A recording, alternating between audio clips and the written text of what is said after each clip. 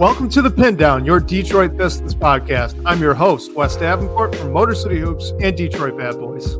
And I'm Blake Silverman, writer for Detroit Bad Boys, covering everything from the Pistons to the NBA draft and the Motor City Cruise. And all right, Blake, I got to say thank you. We're doing this right in the middle of March Madness starting up. Anyone who's watching right now live with us on YouTube or on Twitter, thanks for taking a break from all the games that are going on and tuning in for some Pistons basketball. But I wanted to start with just this. Why don't you give me just one March Madness hot take? It could be anything, doesn't have to just be basketball, but give me a hot take about March Madness this year. Oh man, I love it. And yeah, thank you to everyone who's joining us live in the midst of debatably like the two best sports days of the year to just park it on the couch and watch hoops all day. It's great. I'm excited for the whole weekend, the next few weeks. My hot take, and definitely a little in the weeds, but I'm going to go with Duquesne getting to the second weekend. They just won today over BYU. They're going to be playing Illinois. I just love their story. Like, it's definitely a little bit of a hot take. They started 0-5 in conference play. Their head coach, Keith Dambrot, announced he's retiring after their tournament run. He also coached LeBron James in high school at St. Vincent St. Mary's. So I just love the story and like things like that you can only get in March. And while they might have a little bit of like a tough opponent and it's going to be really extremely difficult to get by Illinois, maybe they can do it. I'm rooting for them. What's your hot take? Well, it'd definitely be fun. I don't think they're getting past Illinois, though. I mean, we got to root for the It's a hot take, right? It is, it is a hot take. I respect the heat of that take. For me, mine's not even basketball related, Blake. I just think that these games all need to start later in the day. Like, give me all of the games starting at like 4, pack them in and go really late at night, because I was busy at work all day. Started early in the morning, had to watch something, take notes down, a bunch of meetings. Long story short, I haven't even gotten to watch a minute of March Madness basketball yet today. And that is just unacceptable. They need to change the rules for me entirely. So they need to push the start time back so that I could be included in all the fun. Man, I think you and me both just need to like schedule our PTO calendar a little bit better. Like, I've always wanted to take these 2 days off specifically from work just so I can park it and watch basketball all day. Like, something's come up where I haven't, but next year that's a goal of mine. Take this Thursday and Friday off. Luckily, I have been able to watch most of it. Lucky for me as a Michigan State fan that worked out well since they were the first game of the day. But yeah, I think that's definitely a goal of mine, that one we can share now as well for next year. Well, and I'll just say, I think the killer for me this year was that I actually had to sit down and watch something for work, which in the past, right, you're able to like set up the iPad over here while you're typing away on the computer. But this year I did have to pay attention to what was going on in front of me. And that was a real bummer for me. So yes, Bryce, my guy Bryce, I will stay up till 3 or 5 a.m. I don't care. I will stay up all night watching March Madness basketball. Just push the start time back for me. That's all I ask. And it's not a big ask at all. It's, they should just do it. Yeah. Hey, I'm at least my hot take might be able to happen. I don't know if we'll ever get to yours, but no. I feel your pain, especially today. I was working as well and kind of had to pick and choose when I was watching. All right. Speaking of pain, let's get to a less fun topic here. And it's unavoidable. I do want to talk quickly about the end of that Miami game, the one that they lost by 3. It was on March 17th, 104-101 Miami. Obviously, Cade Cunningham kind of burns the clock down, takes a final shot with 10 seconds remaining, misses. The Heat come down the floor and nail a dagger 3 at the buzzer to win the game. So just, from your perspective, when you were watching it, name some things that went wrong there. I mean, there's quite a bit, but just give a rundown of all the problems that happened there with those final probably 15 seconds. Yeah, I mean, I think you just have to go back to like the decision that Cade made to drive it and get that shot up with like 10 or 11 seconds left, whatever it was. I know after the game he said that he liked his matchup. He had Jaime Jaquez Jr. guarding him and he sensed a double was coming, so that's why he went for it. I mean, it's still a bad decision. Like it was a tie game. You had the ball. You could have taken the last shot and you didn't. And then you saw what happened on the other end of the floor. And I mean, it was just kind of like storybook what the Heat did coming. Speaking of March Madness, it kind of reminded me of the game winner that Villanova had against North Carolina. That's just like, one of the most notable shots of all time. Of course, this happened in a much less high intensity scenario. But like when you have a guy who's made like a handful of threes all year, not that many in his career, get a handoff to him, get it up. Like it was one of those that you knew was kind of falling when he got it up. And it was just decision making. Like that's what they paid for. I think Cade knows it. I'm not really like faulting him for it moving forward, but in the moment, it was definitely a horrible decision. Yeah, well, and I think long run, right? This kind of reminded me a little bit of Jaden Ivey in his rookie year calling that timeout against the Chicago Bulls while he was inbounding the ball late in the game when they, in fact, did not have any timeouts left. Obviously, that's a technical. Jaden Ivey kind of blamed himself for the loss, all that stuff. Long story short, I don't think this is necessarily going to happen again. It's probably one of those things you don't forget as a player. But I did want to talk about one bit of this whole situation. And that is, I was curious if you thought Monty Williams maybe should have called a timeout there. Because to me, it looked like there are two pretty distinct problems. Obviously, Cade should not take that shot. He needs to wind the clock down at least to 5 or 6, so that maybe of a tip-in attempt. And if anything's going back the other way, it's kind of a 3/4 court heave, right? So that's inexcusable. There's no way around that. But at the same time, I might have preferred it if Monty Williams used that final timeout he had to draw up some kind of action. Probably not a pick and roll. I don't know with how Miami had been doubling Cade that game that you would want to bring a second defender to him, but maybe something off ball with the shooter just to attract some attention and maybe open up a driving lane for Cade to get to. And obviously this, relies on a sideline out of bounds play, which they had admittedly struggled with. So there are pros and cons with all this, but what are your thoughts on potentially calling a timeout in that situation, whether that may have been worth it or not? Yeah, I mean, I understand it definitely. And like, I understand those that were saying that Monty should have called a timeout in that scenario. And like, looking to that first and foremost, I kind of like just letting your young team and your young star who you're building around just kind of like run with it. Like, the game doesn't mean anything in the long run. Obviously, you want to get that win and do whatever you can to do it. But I kind of, I mean, I don't even know if I want to say but like I understood just letting them run through with that possession and I mean, obviously what it resulted in was a mistake that hopefully they're learning from and will clean up and make better sense of a similar situation moving forward.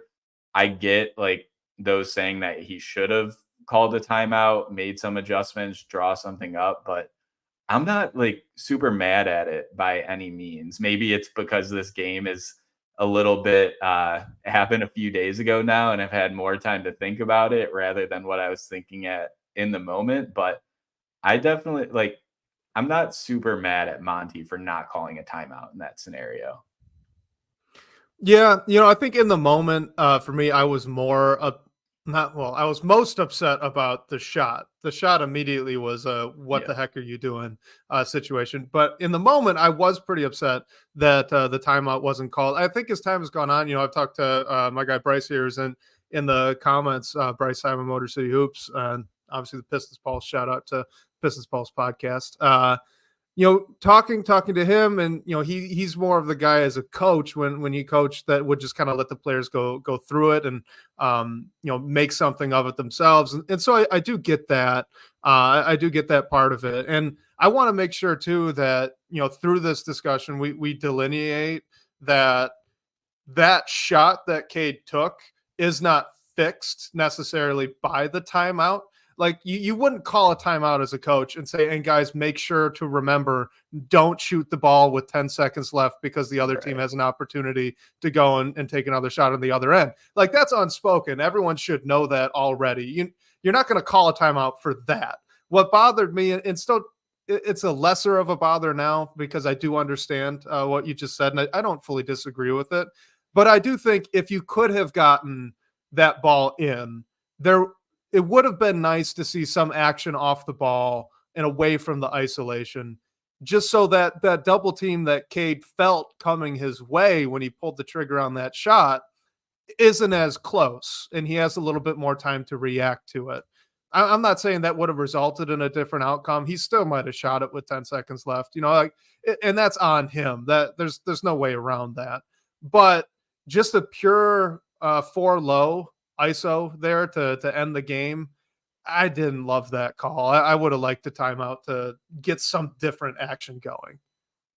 Yeah. Yeah. I mean, I totally understand it too. I guess just like mainly where I am is I'm not super mad about it. Like in the moment, should it have been handled differently by the players on the court, by the coaching staff? Probably. I mean, definitely like in Cade's perspective. But I just hope it's something that they learn from and grow from and know like we actually need to do something to make something good happen in that situation, or the repercussion is exactly what happened in this Miami game. Yeah, absolutely. So we got an interesting question. Well, I guess, two of the same comment, but one's a question. So I wanted to bring this up from Bryce. He said he would have rather had some sort of action be run, but wonders if maybe Cade wanted that 4-low ISO. And then our guy, YouTube user here, he's wondering, what do you think just in general about the ISO as the last play for that game? So what do you think? Would you have wanted to see something else called there, or were you all right with the 4-low ISO? I mean, yeah, you just want to get a clean look. And I guess it was pretty clear that Cade wasn't getting that, whether the double was coming or not. Like we saw the shot that he put up. So I think like whatever you have to do to get your star player open. And I mean, that might happen. Like they're probably going to put a couple guys on him and then maybe someone else floats out and gets a clean look. Like I just think you need to do whatever you can to get the best look possible in that scenario. In this game that doesn't really matter in the long run, I guess I understand letting your young star just go with an isolation and hopefully he can make something happen and get like a game-winning bucket, and you never know like what the momentum can be building off that. I definitely don't think it's a good like basketball move what happened, both like schematically and the decision that Cade made, but I kind of just understand it in the context of this team and this season. I think what really sucks about this whole situation that happened there was that, for all of the concern that many of us, myself included, have about just Cade Cunningham beating guys off of pure isolation, especially with the double team coming, for all that concern, he did get a good shot. Like it was a good look that he got from three. The problem was it was just about 5 seconds too early. So that's a little unfortunate bit of irony, I guess, because I do agree with what you said. At least on principle, the idea of, hey, we're going to put it in the hands of our young star, and it's going to be a learning experience whether or not he makes it. Like I do get that. I think it's a good point. So let's dive into actually some questions here. We've got this one from the DBB comments. This is from KCP for 3, and it's through. He says, I've seen enough to know that Cade and Ivy just won't work out. It should have in theory, and I, being KCP for 3 and it's through, think that Ivy will be a good player at some point, but it's not working. Do you think they should move on this offseason?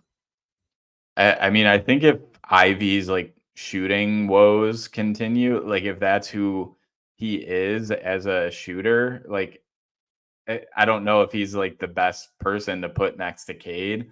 I don't like, I'm not going to say today that yes, they need to move on from Jaden Ivey, but I think it's a conversation. I mean, it's sort of like the hot topic across like Pistons Twitter, the Piston fan community this week is like, is this quote unquote core four going to work together? And like two and a half, maybe like three of them are not shooters. And that's not going to win you games. That's not going to put you in a position to contend for a playoff spot, let alone anything like meaningful in the long run. So I think it all hinges on like what he is as a shooter. Like we've seen flashes where he's looked great and then just a bunch of stretches where he hasn't. So is that what he truly is? I don't know, but it's definitely something that you're questioning a lot based on this like slump, or if it's even a slump that he's going through right now. What do you think, Wes? To me, I think this is more of an organizational question than it is a Cade and Ivy question. Because like KCP for 3 and through says, like it works on paper. It does. They do fit well together. The problem right now, or at least during this most recent stretch here after the All-Star break, is how they've been using Jaden Ivey. To me, I think that's the issue. I'm not sure exactly if it's Jaden Ivey himself just settling for these looks, but I suspect that it's not. I suspect it's a little deeper. It seems to me, especially with how Fournier has been able to succeed at times in the exact role and with the same shot diet that Jaden Ivey's been taking. It seems to me that this is just kind of the role that Monty Williams wants his two guard next to Cade Cunningham to have. And that's a guy that's not getting a ton of ball screens, but he's getting some, a lot of catch and shoot looks, a lot of DHOs, and just a little bit of ISO as well. So, if that's going to be what you ask Jaden Ivey to do, I'm not sure if it's going to work out. If we can change, what we're asking of Jaden Ivey, right, as a coach, as an organization, as just an offense in general, however you want to phrase it, if that can change, then I do think that it can work. So to me, should they move on? The first question they need to ask is this really what we want next to Cade? And this being the type of role, the type of shots that they're currently setting up for next to Cade, the type of shots that Evan Fournier is really good at, but Jaden Ivey's not. And so that's my question at this point. Do you have any thoughts on I guess the usage of Jaden Ivey and what that might mean here for the offseason? Yeah, I mean, I think he could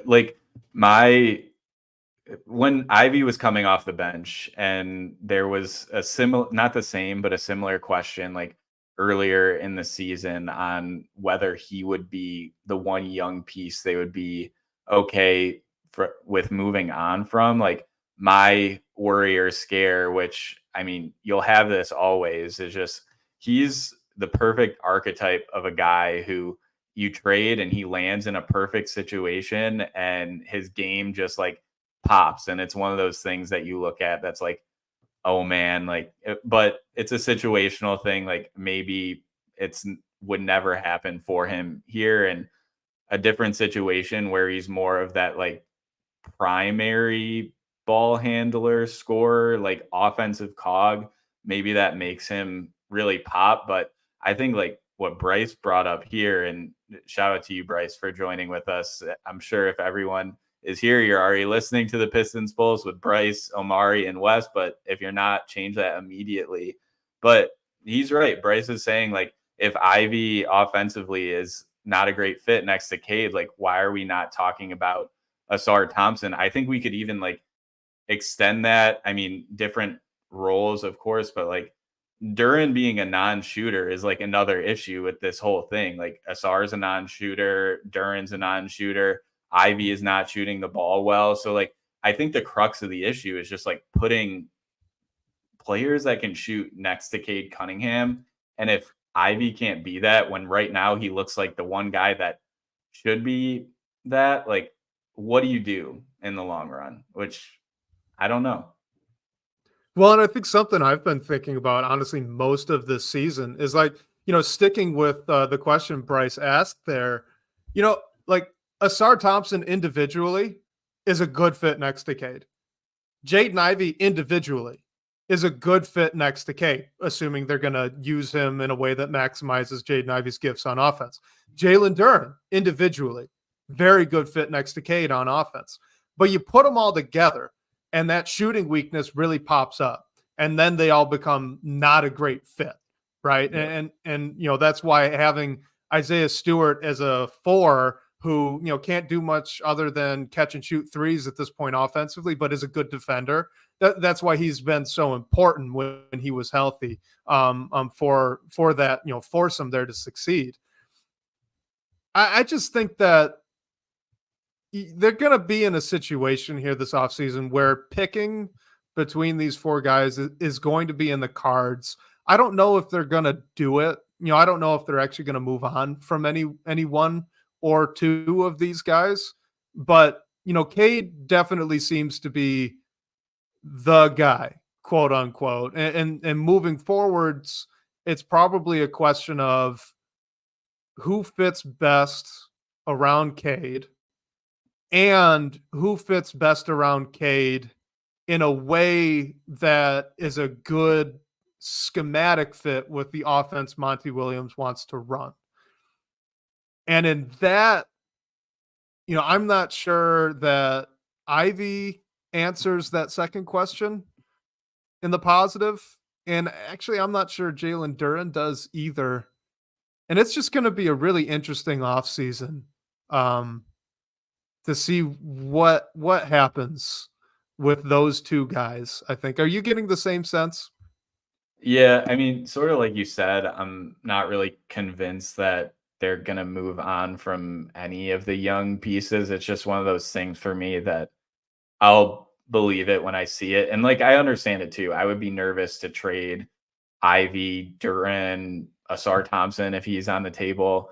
And honestly, like I think Duren is like a decent fit for what Monty is trying to do. I just think, like you said, Wes, the context of putting him next to a non-shooter like Asar, a guy like Ivy who is struggling right now, and we don't know what the shot's going to be. Like having a floor spacing big who can shoot the 3 a little bit would like really open things up. I mean, we saw it very briefly with Mike Muscala, and not saying by any means that he's like the answer, but just someone in that archetype. Like you see what Chet does for OKC. Like we're not going to find anyone like Chet this offseason, but just someone like that, I think makes a lot of those questions a lot easier, whether it's in the wing next to Cade, like, and hopefully you can have someone who plays defense and can space the floor a little bit as your big.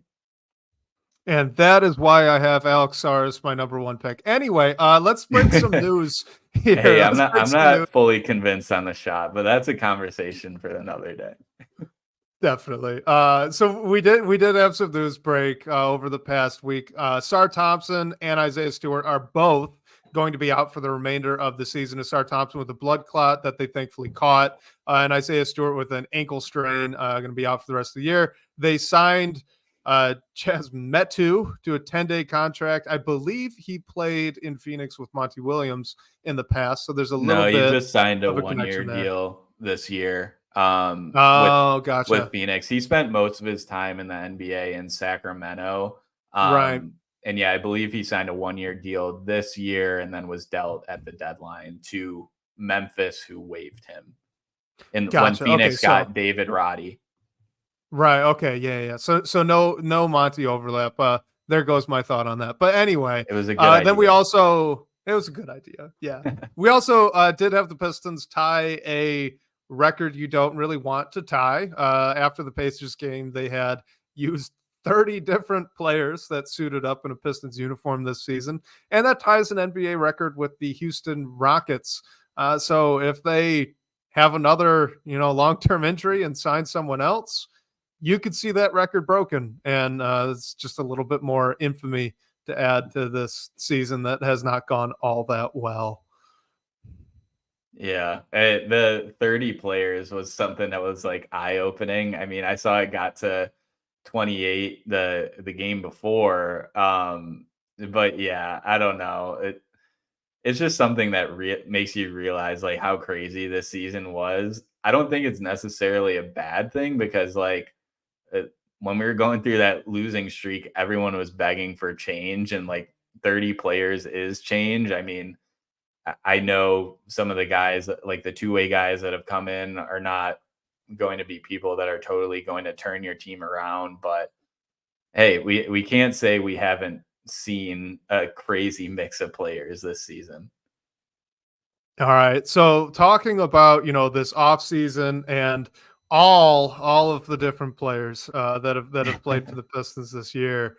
I wanted to get to this question here from S Michael 69 in the DBB comments. He asks, what would be the case for the Pistons not being a bottom 5 team next year? And he wants that case to be made on internal development alone. Okay. So you're not projecting that they're going to sign somebody big, make a big trade for somebody. What is the case? And I'll add, is there a case to be made that the Pistons won't be a bottom 5 team next year if they basically run it back and add a top 5 pick from this upcoming offseason? Okay, I'm sort of like trying to find a way for this to come to life just with like the roster and everything that's in house right now. I think where my mind jumps immediately is like, one, we just talked about it for a while, like Ivy coming along as a shooter, just putting together what we've seen from him in the past at stretches for a full season. And I'm actually like, I thought about what like Simone Fontecchio would need to do if he's like a long-term starter, but I'm actually going to go to Quentin Grimes. I think if whether we see him anymore this season or if it's next season, just seeing his shot come along too, because if he's able to come back and shoot the ball like we know he's been able to in the past and defend at the level that we know he defends, like putting a guy like that in your starting lineup, whether it's next to Cade without Ivy, with Ivy next to Sar Thompson and Jalen Duren, like we spent so much time on like the shooting issues within the main group for this team. If a guy like Quentin Grimes is able to come in and shoot like 38-40% from 3 and consistently take either a primary or secondary option defensively on the other end of the floor, like I think you really got something there, and you're sort of cleaning up some of the holes that we've been talking about. All right, here's what I want to bring up quickly. So to be a not bottom 5 team, this season, the Pistons are basically 8 games behind exiting that threshold right now. That's a lot. We talked about it entering into the season and very early into this season. Even a double-digit win improvement year over year is pretty dang rare in the NBA. It is hard to do, and it doesn't happen that often. 8 games is a lot. It just is. So, if you're not going to make relatively big changes this offseason, if you're going to bank on internal development and basically run it back, I think, to me, I think the argument for not being a bottom 5 team is basically like waving a hypothetical magic wand around and saying, okay, now Asar Thompson's going to shoot league average from 3, and Jaden Ivey's going to be a 25-point a night scorer, and Jalen Duren's going to be a good rim protector. like, and your top 5 pick is going to be usable right away in a starting role and very efficient as a scorer and 3-point shooter. Like, all things that, I'm sorry to say, are not going to happen in one offseason, and truthfully might not ever happen, no matter how much time you give these guys. Like, Asar Thompson shooting 17% from 3 this season. He needs to improve almost 20 percentage points to get to league average. Jalen Duren is, I think we talked last week, he was averaging like 2.6, almost 3 turnovers a night in the past 5 or 6 games. Like, that's a problem, cutting that back down, and also then becoming a good shot blocker when he, I believe, has had 2 or 3 blocks total in the past 6 or 7 games. Like, that's a lot to ask. It's just a lot to ask of these guys in only one offseason. So I just don't think that there's an argument to be made at all. Like, they need to do something. I don't know if doing something means trading one of these, 4 core guys. It might not. There are other avenues to improving the roster. But if we're purely going to focus on internal development, like, I don't want to sound super negative, but I just don't think it's possible.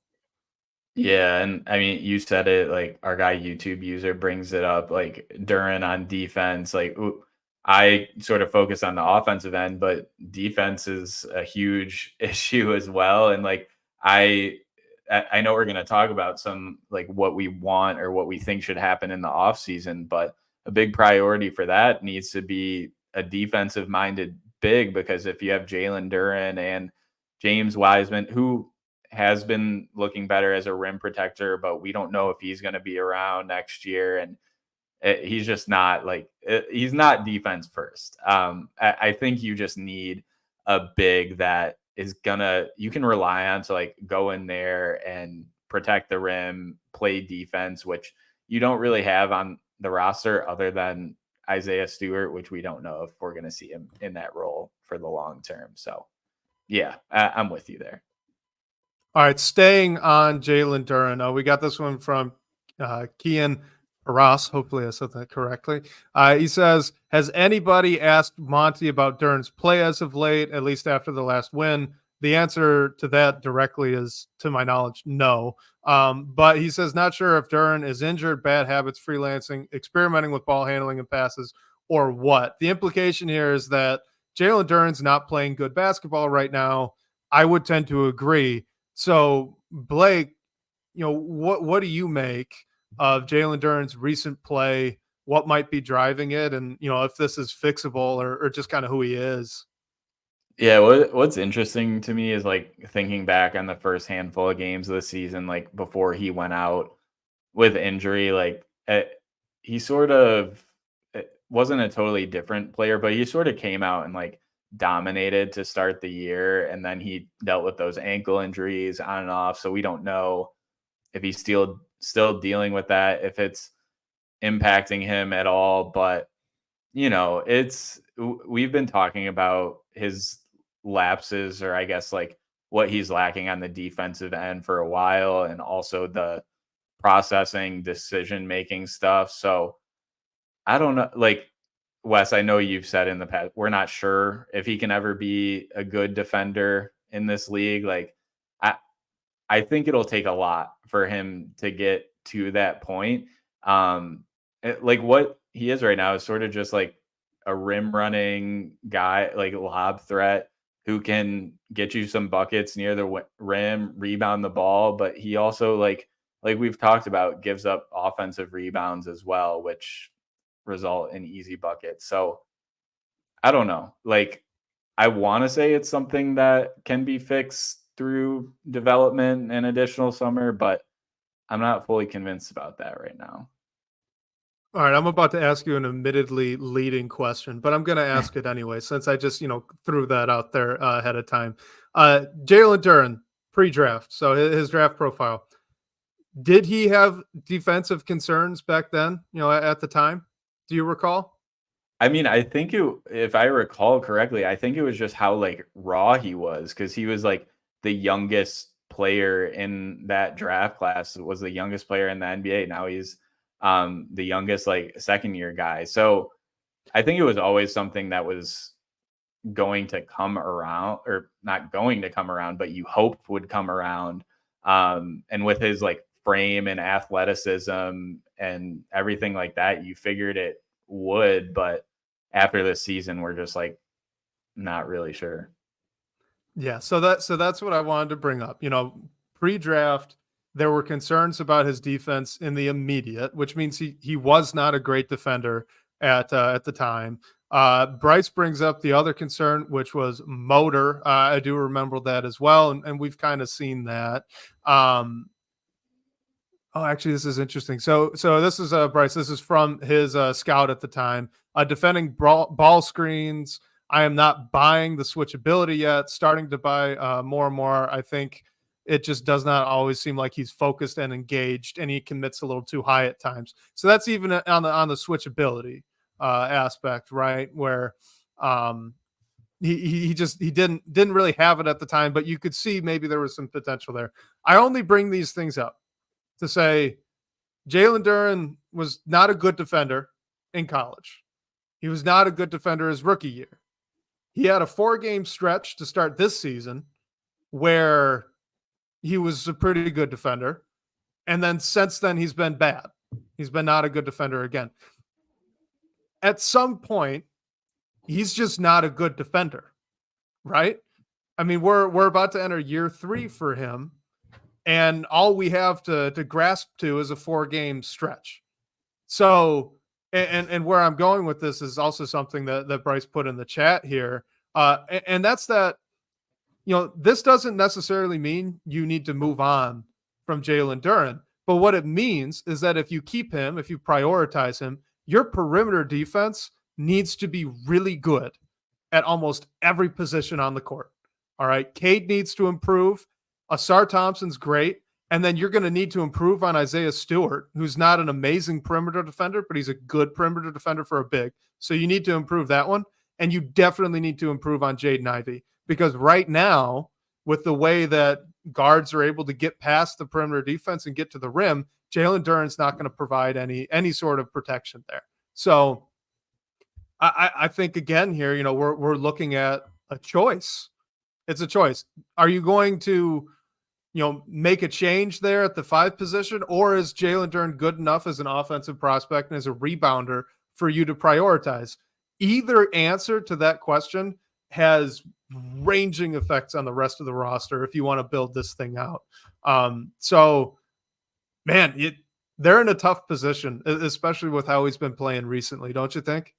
Yeah, and like with everything we've heard coming from the organization on like how big a priority defense is, like that sort of makes you think one thing. But I mean, if it's, say you're debating, there's like a deal on the table that the team likes, and they have to give up either like Ivy and or Duren, like that's a concern for both of them. So yeah, it's interesting. And like you said, like it seems funny looking back to it, that stretch at the start of the season, that's what we're looking back to say like, yeah, maybe there's something there, but everything else we've seen, it has been like a consistent concern, which is definitely worrisome. Like he's still very young. So I don't want to say like nothing can improve or anything like that.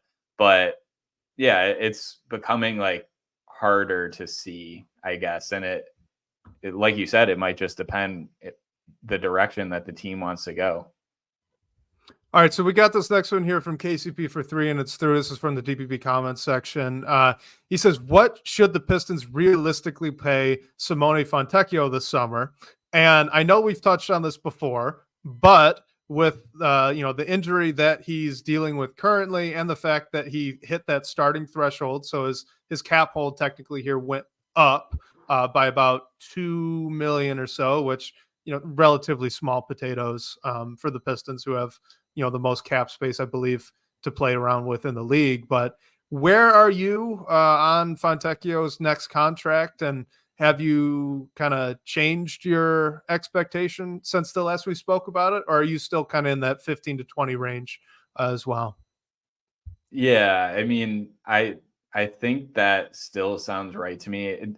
Maybe a little more closer to 15 than I was thinking the last time, but so I looked up just some like players in that range that are right around like 15 a year, and some names I came up with that are more like, I guess, role guys are like Lou Dort, Luke Kennard, KCP, Max Strus, and then you also have Gary Harris, who is at 13 million a year, and he's 29 years old. So I mean, I think something around that sounds right, especially if like Fontecchio is not going to be a starter long term. I mean, I'm not saying that he's as good or like better than really any of those guys, but I think that range still sounds right to me in terms of like what he's going to be like asked to do. And I don't like, I feel like there's a team out there that would pay him around $15 million a year on like a 2 or 3 year deal. I know he's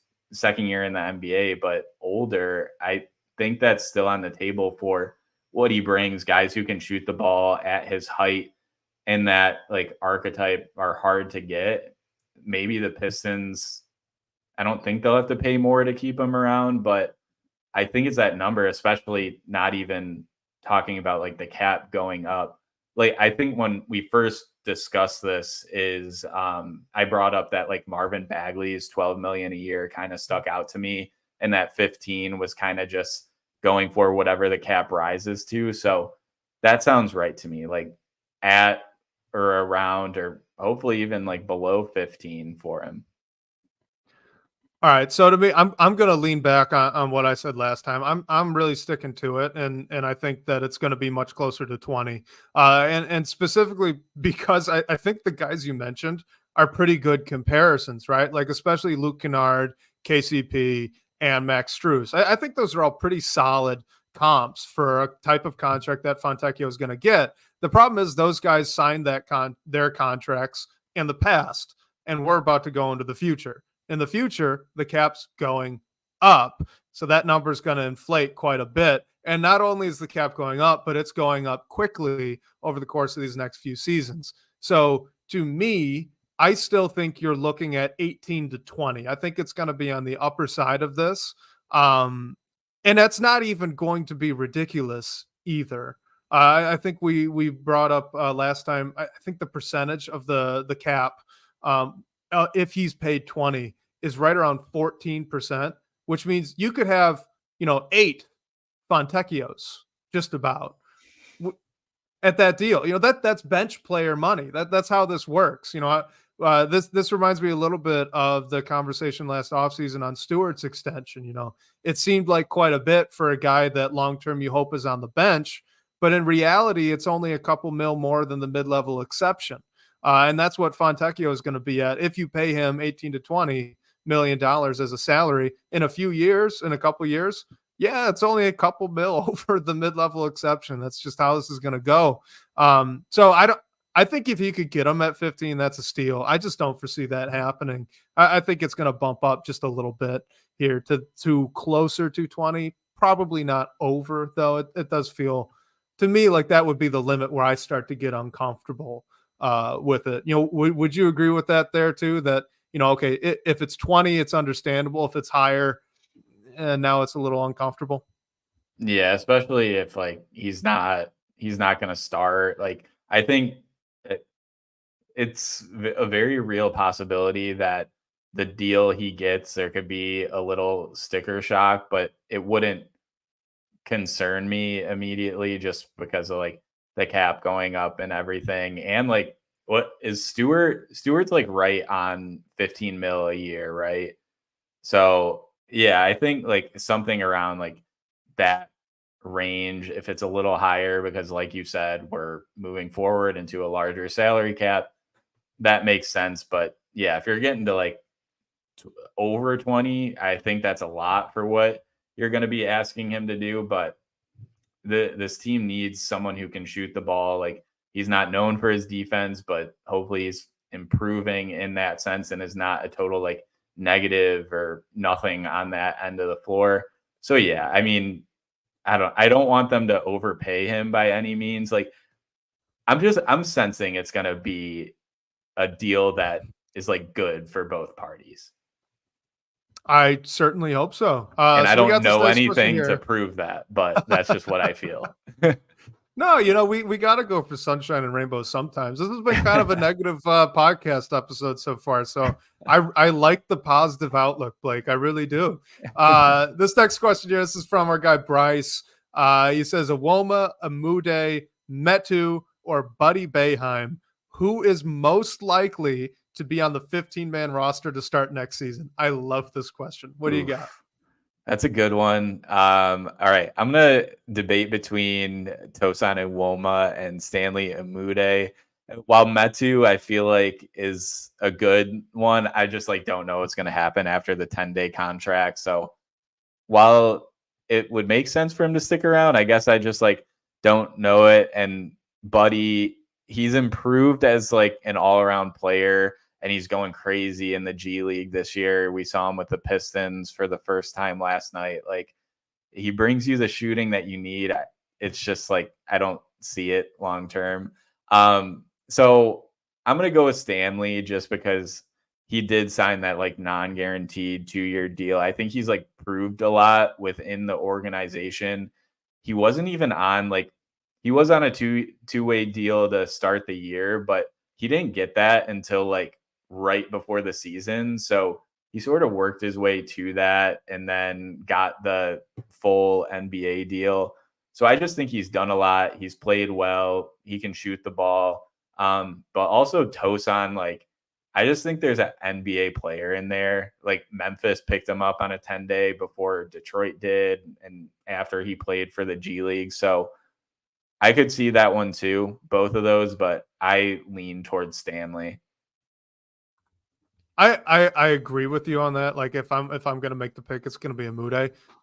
But just for fun, I'll play devil's advocate here, and I'm gonna say Buddy Boeheim, just Wow. for fun to make the argument, because you got to give him a little bit of credit where it's due. If you think back to his first summer league performance, he was not good. Like it wasn't really debatable. He was usually the worst guy out on the floor. And you flash forward to even this most recent summer league where he was solid. He shot the ball well, and he was active at least on defense. And then the season he's had with the G League team, and now getting the call up, and he got some shots up there against Indiana. Look, I just think that the amount of improvement that you've seen from him over the past 2 seasons is notable. It's something to be impressed by, because now he at least looks like a legit G League player, which I could not have said a couple of years ago. But he is borderline enough where he got a 2-way deal. So, if a guy's improving at that rate and he shoots the ball like this, like he does, undeniably he's a great shooter. Yeah, hey, maybe he keeps up that trajectory. He keeps improving, keeps getting better, and makes the 15-man roster. I don't think it's out of the question. Like I said, I'd bet on Amude, but I don't think Buddy Boeheim's out of the question. Yeah, the other thing with Buddy is next to Stanley, he has like equity within the organization as well. He's been there for 2 years now, and he was on the 2-way his first season and started this year not on the 2-way, just as like a standard G League player. I think it says a lot about a guy to go through that and work his way to a 2-way and sort of head down, like work on your craft kind of thing, see where you can improve your game. So yeah, I think that's big to do out of anyone. I don't think it's like, oh my gosh, YouTube user, you're killing me. You're distracting me in the chat right now. But yeah, I don't like see it long term by any means, but he's gotten better this season. There's no way you can question that. All right, let's get to this next one here from John Pete Schwartz on Twitter. He asks, should the Pistons trade their first-round pick this year? Which, it's an interesting question, and I think that's one that we're going to really have to address probably all offseason up until the draft. So let's start now. What do you think? Do they need to consider moving that first-round pick?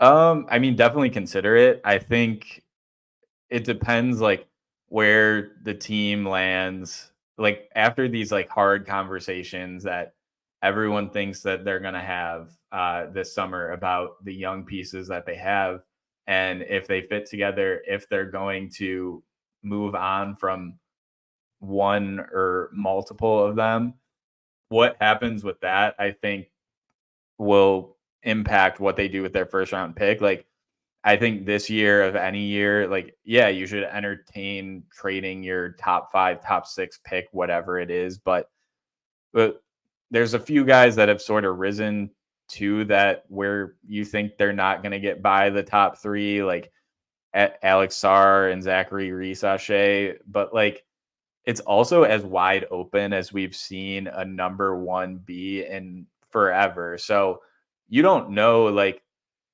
while teams might question or be willing to like trade out of it, you don't know what teams are willing to trade up, because if it's someone that is in the first half of the lottery or the top 10, like if they have a guy that they want to just like go up and get, like they have no clue where he's going to go. They think he could go as high as 3, as low as 15. Like they might want to go up and get him, but they also might just want to see if they fall to them, like where they are. So while I think they maybe should, especially if it's number 1 and there's like a fit concern, I don't know if they'll be able to.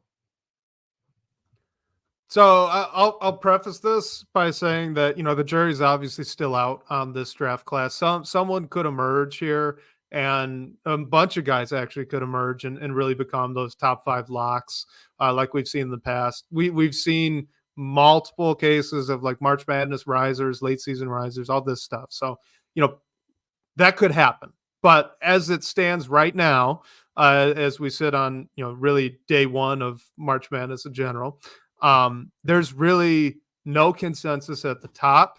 And, you know, the narrative on this draft class is more or less agreed upon that it's not all that strong, at least not in terms of star level talent.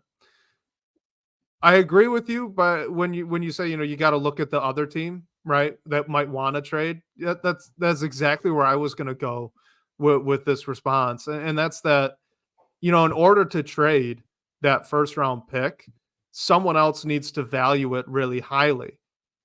I'm not even sure if you win the lottery this year, if you would get the types of offers for that pick that would make you really, really strongly consider it, because that other team wants it so much, right? I mean, for any trade to happen, someone else has to value the asset more than you do, which means it's going to be tough to find trade partners in a year where no one's really valuing the players in the draft, at least at that star level. So to me, I think the more likely scenario is actually probably one of the, you know, non-Cade Cunningham core guys getting moved, and them making a selection there with their first overall pick. You know, I would just bet pretty strongly. I would be pretty confident in making the gamble that you're going to get better return on Jaden Ivey or Asar Thompson or Jalen Duren than you would this year's even number 1 overall pick. Do you think I'm out of pocket on that one at all? No, not at all. And I also think, like, if we're talking most likely a top 5 pick, maybe top 6, depending on where they end up in the standings, like, those picks don't get traded often as it is. Like, I mean, I'm probably missing something, but the one I can remember is when like Trey and Luca were swapped, and those were still 2 like top 5 picks. But I think GMs are like not scared, but don't really want to move off those picks, because I mean, the NBA draft, you're making it. If you're picking in the top 5, you want someone to be like a key contributor, if not like a main building block of your future. And I don't know how many GMs are going to punt on that. And if they do, and they trade a pick to another team, and the whoever is picked in that just like is an all-star, all NBA level player, like that's something that's tough to stomach. And I don't know who's going to do that. Like, I doubt Weaver does it, to be honest, but it's an interesting conversation in like this year of all years. Yeah, absolutely. And it's definitely going to be in the cards. So let's get to this one here from the chat. This is from YouTube user, a guy. He says there probably isn't time for this. Don't worry. There's time. We're hitting on it. There's He always says, time. but who would be a semi-realistic wing or forward to target this offseason? He mentions Jeremy Grant, John Collins, DeAndre Hunter, Obi Toppin, Jalen Smith, Najee Marshall, etc. There's a wide range of names there. Is there anyone else that you can think of? Who do you think they could target and also realistically get? Well, I'll start with like Jeremy Grant, because I feel like that's kind of like realistic. I feel like Portland's gonna kind of want to get off of his long-term deal unless they want to keep him around as like a veteran, a guy who can get buckets. Like they have Malcolm Brogdon too, so maybe. But the name that like jumps out to me here is DeAndre Hunter. Like, do you think he's more gettable because of how awesome Jalen Johnson is? I do. He's also a little older, and the contract that he's on, while it's not bad, it's not necessarily helpful to the Hawks to have a guy who it produces what he does, which is solid but not incredible, on that number when the rest of their books are pretty messy at this point. So I do actually think he's pretty gettable. That was a guy actually that I was fairly interested in at the trade deadline. If the Pistons could put together a package that was interesting enough for them. So yeah, DeAndre Hunter's pretty high on my, want and could possibly get list for this offseason. Yeah, that one jumped out. Like, I think the Hawks are just like an interesting team in general. I don't really know what they're gonna do. Like, who know? Like, in theory, it should be like Trae Young and Jalen Johnson are who you're building around, but like, who know? Like, Jalen Johnson's looking more like it. You're not letting that guy go for really like anything, and you don't know if a team who needs a point guard like San Antonio or something like that gives you a good package of interesting young pieces and picks for Trae. Like, do you just totally like retool? So they're an interesting team to me overall to see what they're going to do. So yeah, that's why of this list, like DeAndre Hunter sticks out to me, and he in theory fills a role that this team could use. Well, and YouTube user brings up a good point that I want to touch on here in a later comment, but he says DeAndre Hunter is often injured and a better defender in theory than in practice. And I think this is really good to bring up as we kind of enter into the offseason, right? Because look, those reasons, they're both true. They're both very true. But that's also why he's gettable. That's all. And those don't mean that he wouldn't be an improvement in Detroit. The situation for the Pistons is that their roster is really quite bad. So even getting a guy who is DeAndre Hunter-like, right, who's got these negatives, but is otherwise a very good player and a solid role player, like those negatives are why you could probably get him without trading a Jaden Ivey. It's when you start looking at these stars like a Jeremy Grant or a McCall Bridges, or even like a Brandon Ingram, if the Pelicans were to consider splitting off someone from the Zion Williamson thing, right?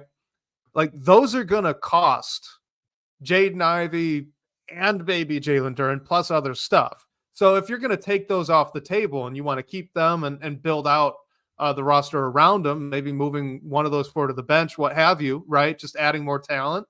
DeAndre Hunter's a good guy to add. He fits really well, and he's not going to break the bank when you try to make a trade like this. And I think you could probably look into free agency as well, right? With a similar mindset. Guys that are going to get paid a lot are guys you probably, maybe want to stay away from here if you don't want other dominoes to start falling. So I think that's just a good thing to bring up in general as we enter into the offseason, kind of the trade-offs that this organization is going to have to make as they hope to significantly improve this roster. Yeah, and I haven't, just like another thing I was thinking, like I haven't even really looked at I'm pretty confident that Jeremy Grant's around like 20 million a year, maybe more than that. But the other guys, like I need to look closer at their deals, but we haven't even talked about like Cade's extension eligible this offseason. Like if you're keeping these young guys around, you're going to have to pay them in the not so distant future. So it depends like who you can get and fit in around like whatever your books are going to look like in the next 1 to 2 years.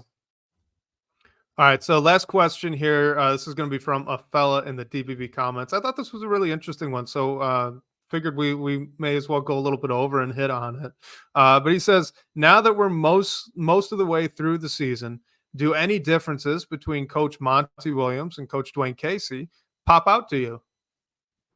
Yeah, I think the immediate one that pops out is just like the rotations. I feel like we can definitely say that Monty has been a little set in his ways, if not stubborn with like the rotations this season. I feel like maybe it is a bit recency bias, but maybe we did see a little bit more fluidity with Casey, and I guess just like playing guys that complement each other or shortening the rotation when he needs to. We've seen this season Monty's rotations get switched up a bit, but that might have been because his hand was forced a little bit by all the trades that were made, injuries, everything that has happened. Like, I mean, we know everything that Monty has done, like in turning organizations around and like player development wise. It's his first season. So like those things do need a little bit of time, maybe with the guys he's working with now, but I think they're pretty similar if not Monty is a little bit better in like a player development aspect. We just haven't had the time to see that play out. So the main like difference really that sticks out to me is just like rotations and what's going on with like the players that you're putting next to each other on the floor. Yeah, that's a good call. That's a good call bringing that one up. I do think also recently, this might have been just after the most recent game, talking about Metu.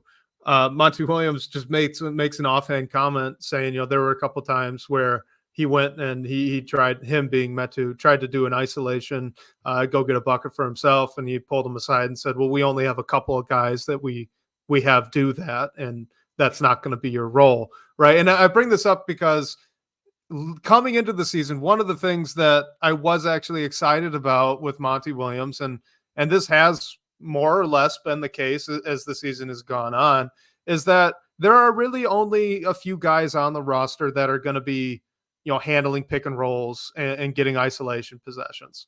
Outside of those guys, no one else is really going to do it all that much, right? So he really funnels down who's doing the majority of the ball handling. And Dwayne Casey did not. Dwayne Casey was kind of a free-for-all. It was, he tried to have more of that free-flowing offense. There was less structure, a lot of DHOs, a lot of ISO, a lot of ball screens. Monty Williams hasn't done that. The one thing that he has kind of stayed true to this season that he's done in the past is that really it's Cade Cunningham and now a little bit of Fontecchio that's getting most of these ball handling duties. You're also seeing the backup point guard being Marcus Sasser getting them, and a little bit of Evan Fournier mixed in as well. I will quibble with Jaden Ivey because I think it took him way too long to give Jaden Ivey these looks, but you are starting to see him get them as well. And I've listed off now 5 total guys that are basically allowed to handle a pick and roll or take an isolation possession. For the most part, no one else is. I do think that's a good thing because other guys really shouldn't be doing those things. Like, do you really want Quentin Grimes just getting the top of the key ISO? I don't. Yeah. I really don't, know? So I am happy about that one. And I do think that is something that's very different between Monty Williams and Dwayne Casey, even if, I think they may have been a little bit better under Dwayne Casey to this point. Yeah, for sure. And like I don't know. I feel like towards the end of season, like there have been tough seasons now with both of them.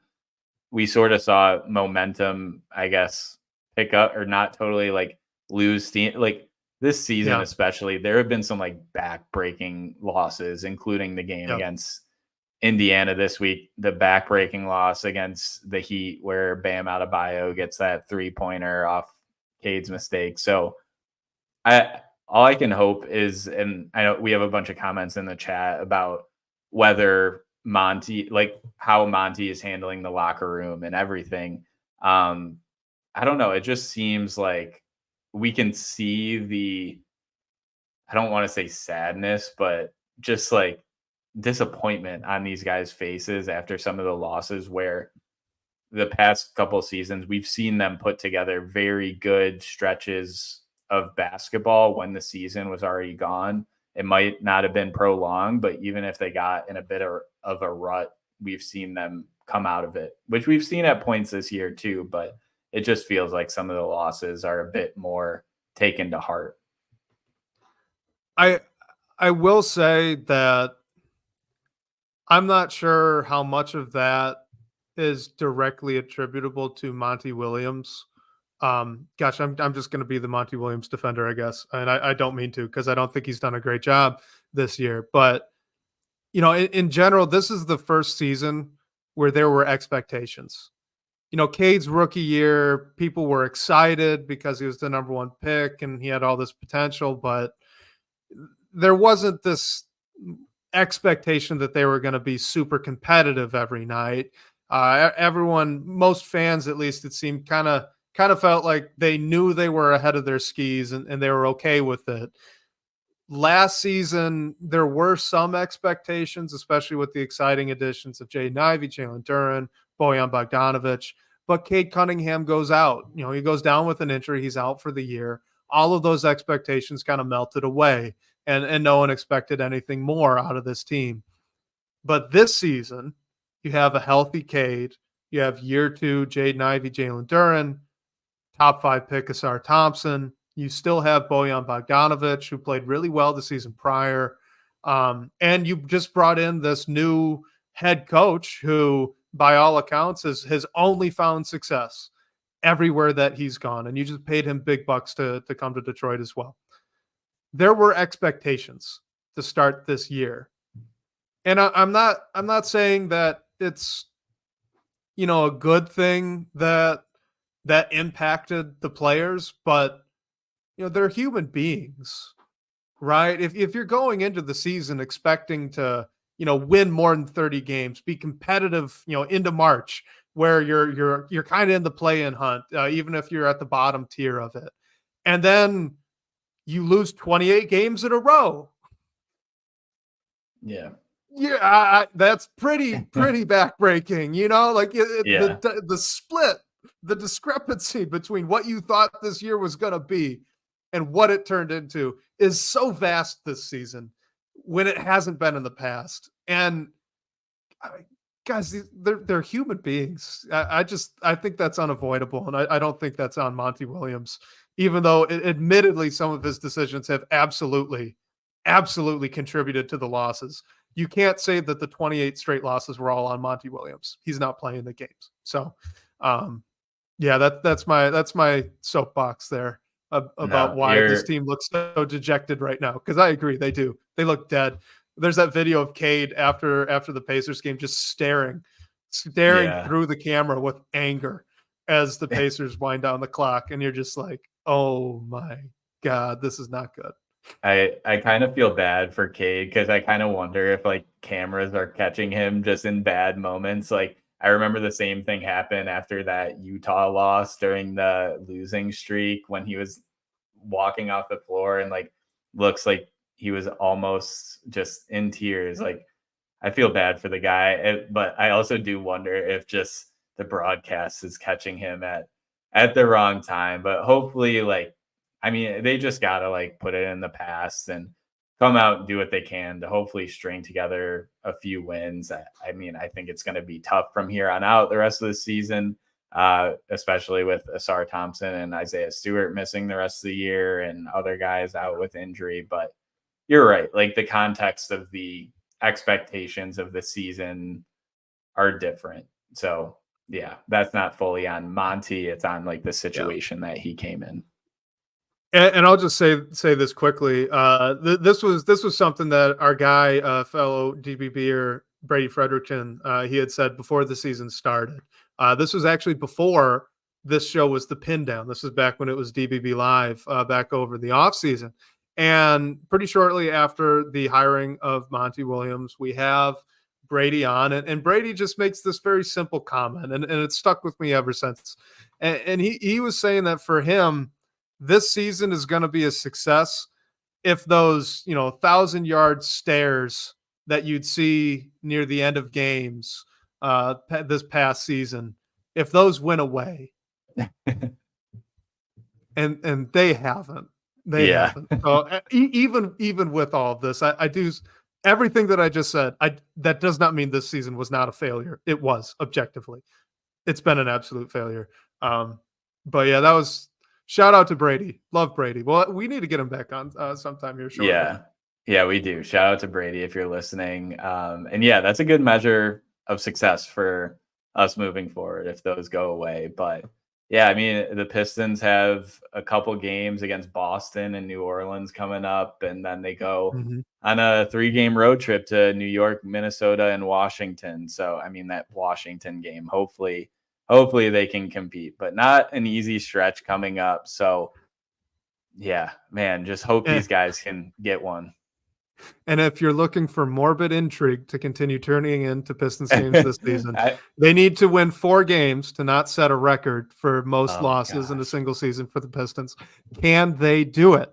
It's not a good reason to watch, but it's an interesting one. We've got a little bit over, so everyone, thank you for sticking with us here on the live show, and obviously listening. If you're listening on podcast in your car or just with headphones, we appreciate you guys. We're gonna wrap it up. Blake, take it away, my man.